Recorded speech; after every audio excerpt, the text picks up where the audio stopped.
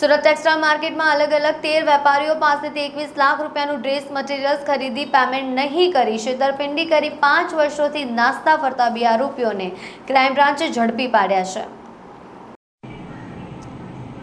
દેશનું આર્થિક પાટનગર એવા સુરતમાં ટેક્સટાઇલના ધંધામાં છેતરપિંડીની ઘટનાઓ સામે આવી રહી છે। કાપડના વેપારીઓ પાસેથી કાપડ ખરીદી કરી વેપારીઓ દ્વારા માલનું પેમેન્ટ નહીં ચૂકવતા મામલે પોલીસ સ્ટેશનમાં અનેક ફરિયાદો આવતી હોય છે।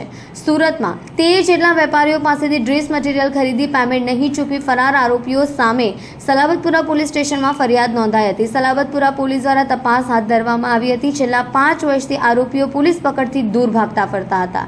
શહેરમાં આવા ગુનાઓમાં નાસ્તા ફરતા આરોપીઓને ઝડપી પાડવા ક્રાઇમ બ્રાન્ચની ટીમ કામે લાગી ગઈ હતી। ક્રાઇમ બ્રાન્ચની ટીમ વર્કઆઉટમાં હતી ત્યારે ક્રાઇમ બ્રાન્ચને ચોક્કસ બાતમી મળી હતી કે ગુનાના કામના આરોપીઓ વડોદરા હોવાનું જણાઈ આવતા ક્રાઇમ બ્રાન્ચ બંને આરોપીઓને વડોદરા ખાતેથી ઝડપી પાડવામાં સફળતા મેળવી છે।